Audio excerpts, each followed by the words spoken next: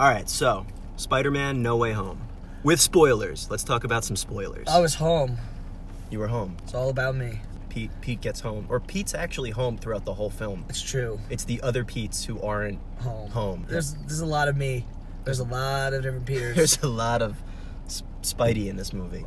So Andrew Garfield and Tobey Maguire make their appearance in the official MCU appearance as Spider-Man. It was just as exciting and fantastic as you would expect. There was uproarious applause from the theater, and people went nuts. Clap-worthy moments. It was. I liked it better than the Cap one in Endgame, but that's just because I'm biased. Like the hammer lift or the on your left? Or both? Both. Yeah. But both. Like, come on, you cocksucker. I outdid you this time. So who'd you like better, Toby or Andrew? I thought they worked really good off each other, those two. I thought they did a... Like, Tom did a good job bouncing off them, but those two did, like, a real good job of being like, yo, yeah, we're both the old Spider-Man. And I think there was a lot of good jokes based on making fun of Andrew Garfield's Spider-Man. Oh, when he was like, I'm lame for not fighting aliens. And then Toby's just like, you are not. Amazing. You're amazing. That was the adorable. Amazing Spider... Oh, yeah. It's great. Hopefully Ned gets superpowers now. Yeah, you feel like they're going to do something with that right? At some point now that they mentioned it? Like Ned now was able to open up the Doctor Strange portals in this. He goes, dude, I'm magic now. And so it's like, is Ned going to be a sorcerer? Well, we know he's not going to be a goblin, because they kind of... Well, he said he wasn't going to be. He said, I promise I won't get superpowers and try to kill you. Because the Hobgoblin, and except for because he is... James Franco. Well, yeah, well, he's the character Ned is Miles Morales' best friend, actually. And becomes the Hobgoblin, apparently, in the Ultimate Universe. That's what I've heard. I didn't know that. So that's what I have heard. Don't quote me on this, because I'm not from the Ultimate Universe. I'm from... The real universe. The real universe. But that is what I've heard. So maybe the next film could be just an Into the Spider-Verse movie about Miles and all the Spider-Men back to fight goblins and kingpins and scorpions and goblins and kingpins and scorpions. Oh my! Yes. But I don't know. It's very good up there with some of the rest of them. Had some great laughs, some great action, and a good story. What else could we talk about that isn't Tobey Maguire and Andrew Garfield related? I don't know, because that was really most of it. Right, that's like what made them... that's when the movie got started for me. It's a shame there was only about 40 minutes left. I think after Andrew makes his appearance, there's like 40, 50 minutes left. Yeah, but it's like halfway through the movie they show up. So good. So good. So it was great that the dying Guardian has to say, with great power comes great responsibility. And it happens in this one again, but this time no Uncle Ben. It's Aunt May. It's Aunt May. I thought it was going to be Hap. I thought Hap was going to be the Uncle Ben character, and this was time to kill off Jon Favreau, OG since Iron Man 1. But no, they decided to kill off good-looking Aunt May. Jon Favreau is going to still show up over and over again. He is the Avengers at this point. He's like the new Stan Lee of the MCU. It's true. They should start using... They should start having Happy Hogan just show in every up movie in every movie, yeah. Instead of Fury or Fury, both of them, like literally either or should just show up and be like, yo, this is why we're connected. They mentioned Fury's been off planet in the beginning of the movie, which was shown at the end of Far From Home? Was it Far From Home? Yeah. He turns into an alien. Well, were those different people? No, that wasn't Fury. That was the Skrulls. Oh. That was the Skrull from Captain Marvel that was friends with him the whole time. Oh, so we really don't know where Fury's been. No. Fuck. No. I think he's making Sword. That's the theory. Making Sword in space.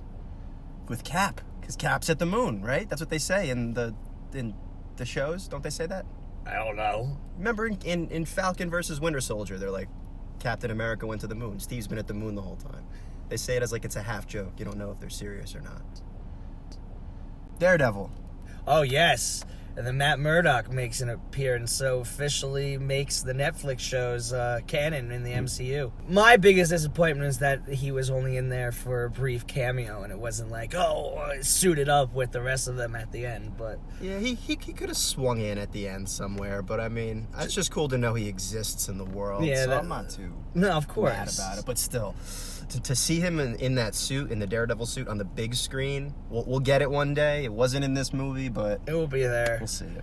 My biggest disappointment, I told you, was that they didn't play the OG Spidey music from the first Tobey movies. No, Sam Raimi, Danny Elfman. They played little bits of it, melodies or harmonies or tunes, whatever the term is, but we didn't get that full, the full theme. I wanted that to kick in, but maybe next time, maybe not. I don't know if he'll come back. You think we'll see them again? Andrew and Tobey. We'll probably see probably see Tobey at least in Multiverse. In the hopefully Doctor Strange movie. Because Sam Raimi. Well, hopefully we get Bruce Campbell in that. He'll have to be. But yeah. Ending credit scene. What did you think of the ending credit scene? End credit scene. Get a little Venom. Oh yeah, right. I'll bring Tom Hardy from the Sony Spider-Verse in. And he's just been chilling in Mexico the whole time. Yeah. During the whole movie, that whole time, Venom was just in Mexico drinking margaritas and Coronas. It also sets up the symbiote in the normal mainstream MCU, which is going to be very interesting to see. He left a little droplet on the table. We're going to end up having two Venoms at the same time. Like two actors playing Venom. Everyone's going to have to get used to this multiple actor, multiverse hero thing. Yeah. DC's doing it, Marvel's doing it. My dad's gonna be so confused. Alright, so Cap, your dad's not dead? Oh, Mr. Rogers. Mr. Rogers is my father. Alright, let's wrap it up. What would you say out of 10? Out of just, I don't know. See, it's so hard because this movie was so good, but it was also mostly because fan service, I feel like. That's still fair. Just because it's just like, oh my god, yeah! So, I don't know what to give it. Because I want to give it a 10 just because of the nostalgia factor, but at the same time, as like a movie, it was just like a 7, probably around there. I'd give it a 9. Not just for fan service, just because they're trying new things. This is our first multi-movie dimensional multiverse movie ever, I think. And I think they did well. They could have screwed it up. They could have. They could have done a lot of weird stuff, and they didn't, and they made it a lot easier to follow than I feel for the casual audience. I don't know.